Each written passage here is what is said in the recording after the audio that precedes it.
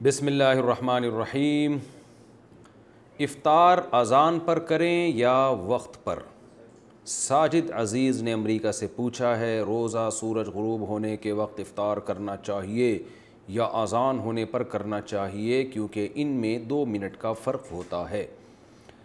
جناب، روزہ سورج غروب ہونے پر کیا جائے گا، اور سورج غروب ہونے کا جو ٹائم نقشوں میں لکھا ہوتا ہے، احتیاط اس میں ہے کہ اس سے تھوڑا سا ٹھہر جائیں آپ، کیونکہ بعض دفعہ اس ٹائم پہ سورج غروب ہوتا نہیں ہے، اس کی بہت ساری سائنٹیفک وجوہات ہیں۔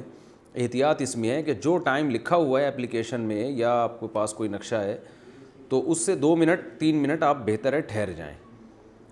تو اس لیے یعنی تھوڑا سا اور اطمینان کر لیں آپ، گھڑیوں میں بھی بعض دفعہ فرق ہوتا ہے۔ اب اذان پہ اس لیے نہیں کہا جا سکتا کہ کیا پتہ اذان ٹائم پہ دے رہا ہے بندہ یا نہیں دے رہا، بعض دفعہ اذانیں ٹائم پہ سے پہلے بھی ہو جاتی ہیں، بعض دفعہ لیٹ ہوتی ہیں۔ تو اگر آپ کو یہ اطمینان ہے کہ آپ کے مسجد کے مؤذن صاحب واقعی غروب آفتاب کا یقین ہونے کے بعد اذان دیتے ہیں، تو پھر اذان پہ روزہ کھولیں، ورنہ اصل مدار جو ہے وہ غروب آفتاب پر ہے۔ کیا موبائل پر زکوٰۃ ہے؟ کیا موبائل پر زکوٰۃ فرض ہے؟ طارق خان۔ جناب، موبائل پر زکوٰۃ فرض اس صورت میں ہے کہ موبائل آپ نے بیچنے کے لیے خریدا ہو، یا آپ کی موبائل کی شاپ ہو جس میں موبائل آپ نے بیچنے کے لیے رکھے ہوئے ہیں، تو ان تمام موبائلوں پر، یا بلکہ جو بھی سامان پڑا ہوا ہوگا بیچنے کے لیے، اس سب پہ زکوٰۃ لازم ہوگی۔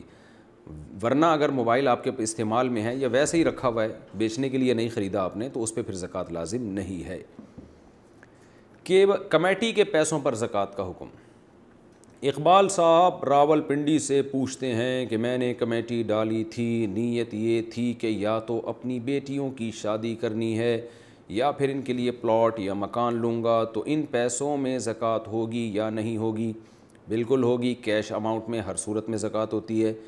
آپ کی اگر کمیٹی نکل چکی ہے تو جو پیسے خرچ ہو گئے وہ تو ہو گئے، جو زکوٰۃ کی تاریخ میں جو اماؤنٹ آپ کے پاس موجود ہے وہ، اور جتنے کمیٹی کے پیسے آپ نے ابھی قسطیں دینی ہیں، تو وہ قسطیں آپ مائنس کریں، جو اماؤنٹ بچے گا اس پہ آپ 2.5% زکوٰۃ دیں گے۔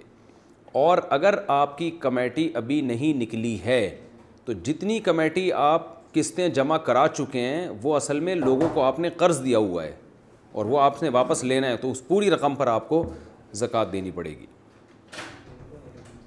تھکاوٹ کی وجہ سے 8 رکعت تراویح پڑھنا۔ کبھی کبھار ایسا ہوتا ہے کہ تھکاوٹ کی وجہ سے 20 رکعت تراویح پڑھنا بہت مشکل ہو جاتا ہے، کیا ایسی صورت میں ہم 8 رکعت تراویح پڑھ سکتے ہیں؟ عائشہ فاروق انڈیا سے۔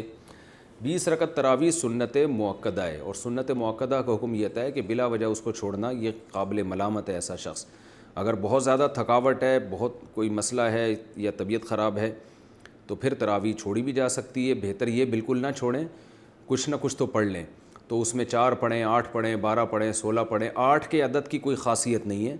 یہ جو بخاری کی حدیث ہے کہ نبی رمضان غیر رمضان میں 8 سے زیادہ نہیں پڑھتے تھے، اس کا تراویح سے کوئی تعلق نہیں ہے جمہور علماء کے نزدیک، بلکہ چاروں فقہا، چاروں اماموں کے نزدیک جو ان کے جو فتویٰ ہے نا، اس سے پتہ چلتا ہے کہ اس کا تراویح سے کوئی تعلق نہیں ہے اس حدیث کا۔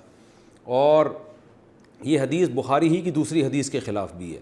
دوسری حدیث میں بخاری میں آتا ہے کان یزید فی رمضان ما لا یزید فی غیرہ، نبی رمضان میں عام دنوں سے زیادہ عبادت کرتے تھے، تو اس سے پتہ چلتا ہے کہ رمضان میں آپ کی جو نماز ہے وہ 8 رکعتوں سے زیادہ ہوتی تھی۔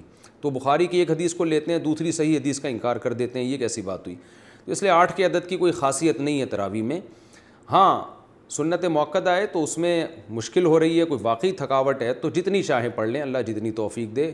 8 پڑھ لیں، 4 پڑھ لیں، 6 پڑھ لیں، 12 پڑھ لیں، جتنی زیادہ پڑھیں گے اتنا زیادہ ثواب ملے گا، لیکن نارملی 20 رکعت کا معمول بنانا چاہیے۔